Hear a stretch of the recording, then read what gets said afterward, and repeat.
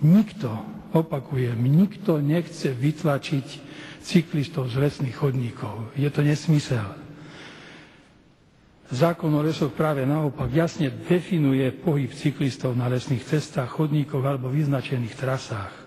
Nie je namierený proti širokej cyklistickej verejnosti, ale proti nezodpovedným, bezohľadným jedincom, ktorým je zachovanie prírody ľahostajné. Les patrí všetkým občanom. Každý má právo do lesa vstúpiť a môže v lese aj športovať a užívať rekreáciu. Takže myslím si, že v zásade sa nemení nič.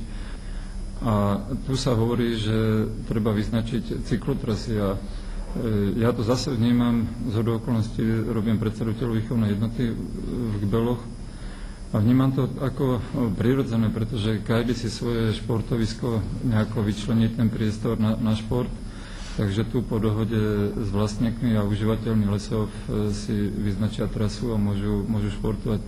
Ja si myslím, že na Slovensku sa nikto zatiaľ nestretol s takým prípadom, že by vlastníci alebo užívateľia sa s tomu stavali negatívne, skôr si myslím obrátene, že je to ako normálne.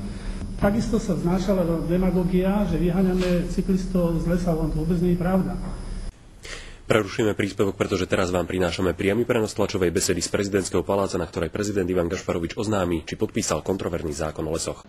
Preto vás, médiá, chcem ozaj poprosiť, aby ste v tomto prípade po preštudovaní zákona a európskej legislatívy ozaj informovali občanov úplne pravdivo. Nikto nechce vytlačiť cyklistov z lesných chodníkov. Je to nesmysel.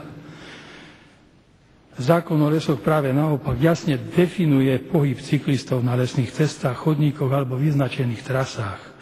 Nie je namierený proti širokej cyklistickej verejnosti, ale proti nezodpovedným, bezohľadným jedincom, ktorým je zachovanie prírody ľahostajné.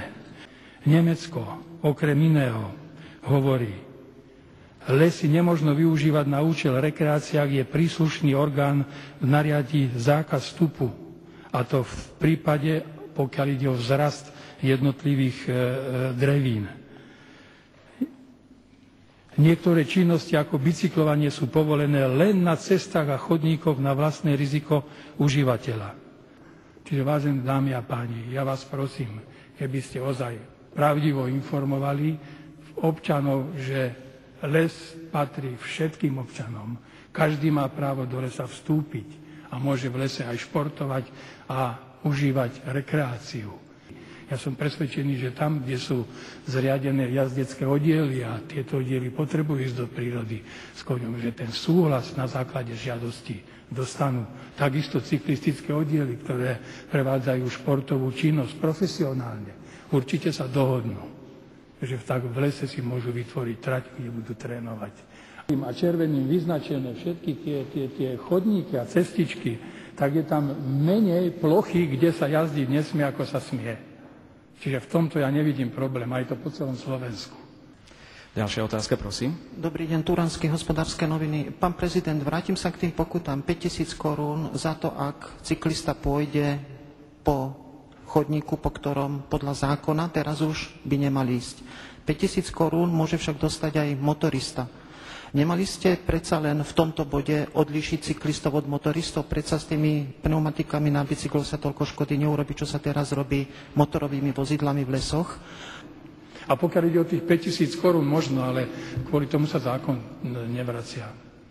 Ak dovolíte, budem na to reagovať. Prepáčte mi to, ale či tým náhodou potom nestrácate imič ľudového a sociálneho politika, ak ste kvôli tomuto zákone vrátili, myslím, tých 5 000 korún? A určite, že som tým nestratil, pretože do lesa ozaj nechodia tí, ktorí porušujú predpisy a ktorí porušujú zákony.